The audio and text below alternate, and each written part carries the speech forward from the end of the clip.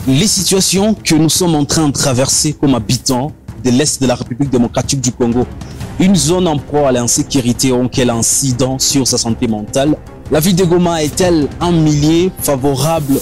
Allons comprendre cette situation avec notre spécialiste neuropsychiatre qui est également directeur du centre Toumaïni en ville de Goma. Là, les 40 polaires à Goma, on est là, nous dormons la nuit.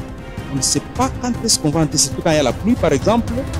Et aujourd'hui, si vous regardez bien, il y a presque une semaine ou 2 semaines passées où on a tué quelqu'un là-bas, on a tiré ici, l'autre ici, on a fait ceci, tout ça. Ça a d'impact négatif sur notre bonne santé mentale.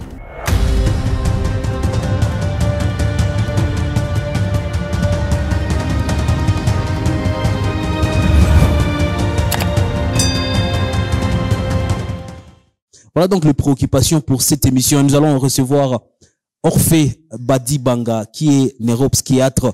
Orphée Badibanga, bonjour et bienvenue. Bonjour, monsieur le journaliste Blaise Bassabosé. Ça, c'est une émission Libre Opinion. Et la première question pour commencer, est-ce la ville de Goma un milieu favorable, en tout cas pour sa bonne santé mentale? Pour commencer. Oui, c'est une très bonne question. La ville de Goma, un milieu favorable pour la bonne santé mentale. Je dirais oui et non. Oui, dans quel sens? Parce que si nous regardons toutes les villes de la RDC, la ville de Goma, c'est une ville très propre. Mentalement, on peut être à l'aise à Goma parce que nous respirons de l'air fraîche. Il n'y a pas beaucoup d'embouteillage. Il n'y a pas beaucoup d'immondices. Il n'y a pas beaucoup de saleté partout. C'est propre. Ça, de ce point-là, c'est vraiment un point très, très positif par rapport à notre ville.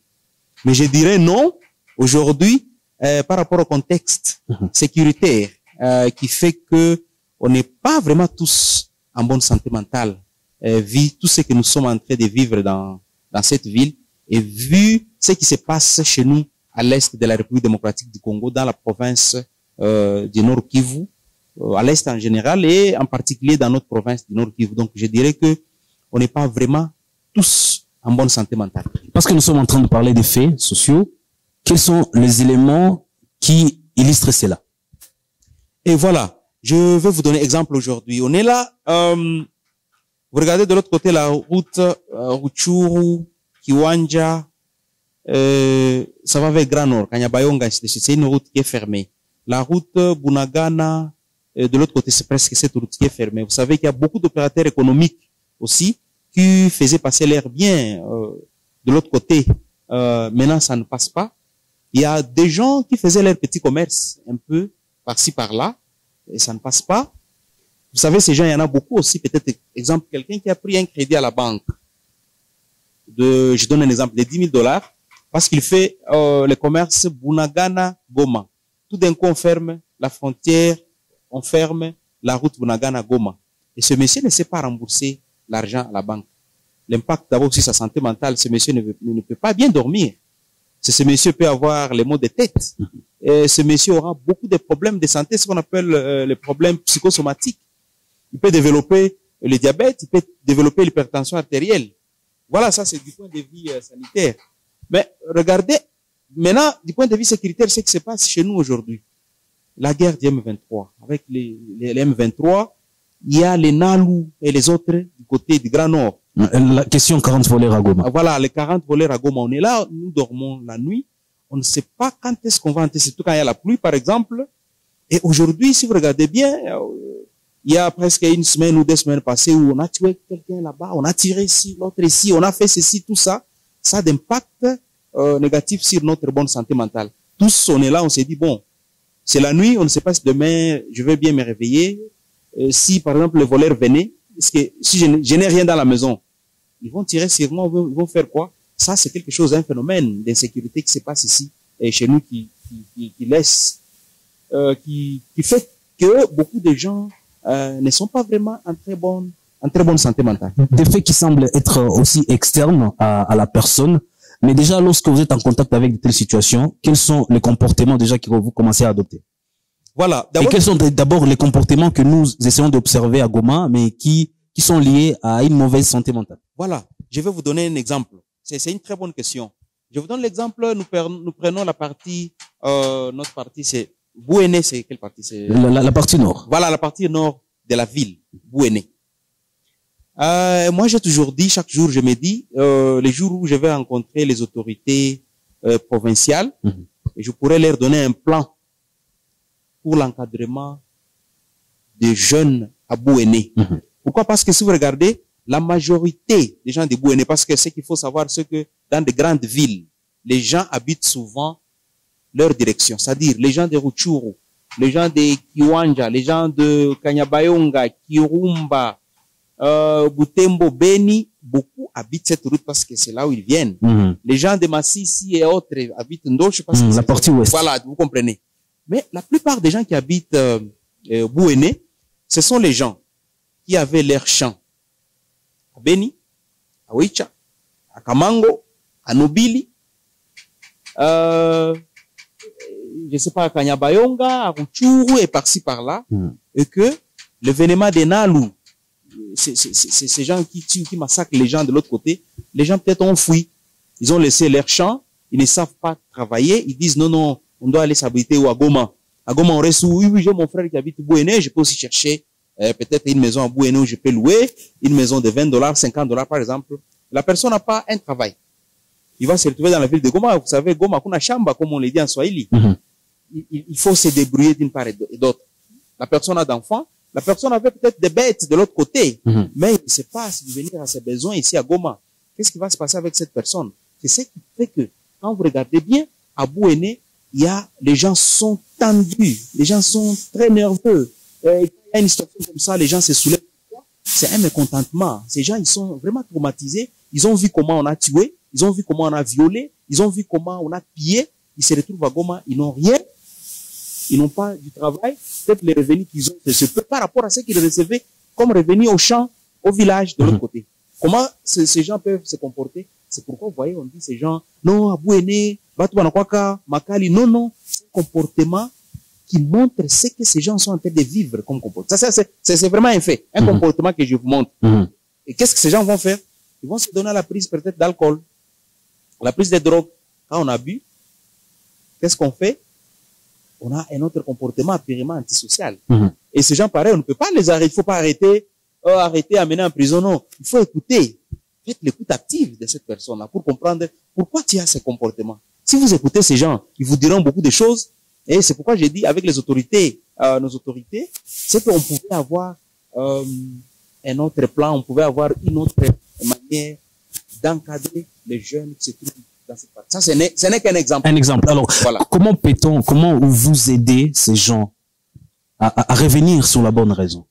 Voilà. Nous, par exemple, ici, je donne l'exemple de Tumaini, là où nous sommes, à la clinique Tumaini. Quand nous recevons, par exemple, les gens avec un comportement pareil, on en a beaucoup ici en hospitalisation. Les gens qui viennent ici, beaucoup de jeunes, presque 70% qui sont hospitalisés ici, ils sont là pour troubles liés à la prise d'alcool et drogue ou les substances psychoactives. Alors, c'est aussi un grand fléau. Ouais, un grand fléau, voilà. Ce que nous faisons, c'est que quand la personne arrive, on essaye un peu, il faut d'abord maîtriser la personne parce que la personne est agressive et tout. Beaucoup de temps à faire avec la personne, c'est la psychothérapie. Les psychologues ont beaucoup de temps pour faire, ils parlent beaucoup plus de cognitivo-comportemental. Parler à la personne, quand vous avez ça, c'est un comportement vraiment normal parce que vous avez vécu ça.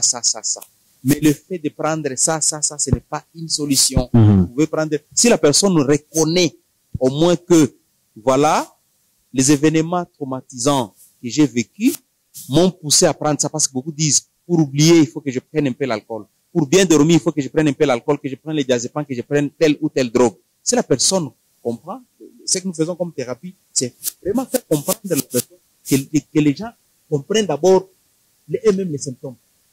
S'ils ont compris ça, la prise en charge va de soi. C'est souvent pour la psychothérapie et la réinsertion au niveau de la communauté. Mais aussi en matière de santé mentale, le centre Tumaini donne l'opportunité à quelle catégorie de personnes d'être aussi accompagnées, d'avoir une solution à leurs problèmes? Oui, par exemple, ici chez nous, nous recevons gratuitement tous les déplacés qui ont des problèmes de santé mentale qui se font soigner ici. C'est gratuit. C'est gratuit. Mais aussi pour votre information, le malade, surtout les enfants qui font les crises d'épilepsie, dont les membres de la famille n'ont pas de moyens, nous les prenons en charge ici gratuitement. Ça, c'est quelque chose que Tumaini fait. Et dans le cadre aussi de nos séances de détraumatisation, on essaie de faire un peu la sensibilisation. Hein? La sensibilisation, on les fait dans les quartiers, ici, au marché Virunga. Maintenant, on est en train de prévoir une sensibilisation au niveau du marché 30 et le quartier Bouéné, pour essayer un peu de parler. Quels sont les signes et symptômes montrant que la personne a un problème de santé mentale et quelles en sont les causes? Et ça peut aider aussi les gens. Ils comprennent, ah, voilà, j'ai ça, j'ai l'insomnie. L'insomnie ici a commencé parce que. Et maintenant, quand on m'a montré parmi les causes, peut-être que la prise d'alcool peut être à la base. C'est que j'ai vu les violences et autres peuvent être à la base. La personne aussi fait, si la personne a compris, la prise en charge va de soi. Alors, pour finir, c'est un programme aussi costaud lorsqu'on est en train de le suivre, aussi pour une population qui a traversé des différentes situations. Qu'est-ce que vous reprochez au gouvernement pour que cela ne soit pas aussi effectif? Bon, notre gouvernement, il faut d'abord féliciter notre gouvernement parce que avec tout ce qui s'est passé ici, nous voyons comment le gouvernement se bat d'une manière ou d'une autre avec les partenaires pour la prise en charge des gens qui ont les problèmes de santé mentale, surtout dans les camps de déplacés. Mais nous, ce qui est très important, c'est la sécurité. S'il y a un retour de la paix, ces gens peuvent rentrer chez eux, ils peuvent cultiver leur champ et ça va de soi. Parce que oui, aller au camp, donner la nourriture, je sais pas, faire une prise en charge psychosociale, une écoute, tant que la personne reste encore au camp, jusque-là, on n'a rien fait. Mais si la personne rentre sur son milieu et que nous le prenons en charge dans son milieu, c'est vraiment, c'est une très bonne chose. Ça, c'est du point de vue général. Mais nous, ce que nous pouvons demander au gouvernement, c'est appuyer beaucoup plus les programmes. Nous avons au niveau de la division de santé les programmes qu'on appelle Programme national de santé mentale. Qu'on appuie ces programmes à la DPS. Et ce programme a beaucoup d'experts et peut faire beaucoup d'activités en mettant ce qu'on appelle, en incluant les soins de santé mentale en soins de santé primaire. Ça va faciliter la tâche. Parce que là, aujourd'hui, vous avez une organisation telle qui arrive, qui donne les soins dans les camps, à Mugunga par exemple. Et cette organisation a un projet de 3 mois. Après projet, ça s'arrête là, n'est-ce pas? Mais si le gouvernement congolais appuyé par les institutions, n'est-ce pas, qui sont en prenant les pyramides des soins de santé primaires, en commençant par les postes de santé, centres de santé, jusqu'au niveau de l'hôpital général de référence, et ainsi de suite. Ces gens sont formés par rapport à la sensibilisation, comment détecter les cas de santé mentale et comment les prendre en charge. Ça va de soi, parce que là, même après projet, la structure existe. Vous allez voir aujourd'hui, nous sommes dans l'ère de santé, Mungano aussi, si je ne me trompe pas. L'ère de santé est là. Vous allez à l'ère de santé de Mourara. Mourara existe toujours. L'hôpital provincial est là. Mais si on pouvait mettre un programme, appuyer le programme national de santé mentale, qui se trouve au niveau de la division de santé, ce programme pourra organiser beaucoup plus d'activités en tenant compte du pyramide des soins de santé primaires. Là, ça sera périn. La prise en charge, elle sera vraiment pérenne. Ça, c'est l'expérience que nous avons. Que prendre un projet de 3 mois pour l'appui psychosocial. Par exemple, je donne l'exemple, vous avez quelqu'un qui a fait un truc de comportement qui se trouve dans les camps. Cette personne a fait un truc de comportement lié à l'alcool, par exemple, et qu'on doit le prendre en charge pendant longtemps. Je donne par exemple 6 mois. Nous avons un projet de 3 mois seulement. Après 3 mois, cette personne... Il sera abandonné. Ah, voilà. Alors, nous allons finir cette émission. Mais un message de la fin du centre Tumaini. Oui, un message pour le centre Tumaini. Oui. Tumaini, c'est une structure de santé mentale et d'appui psychosocial qui est aujourd'hui ici chez nous à l'office.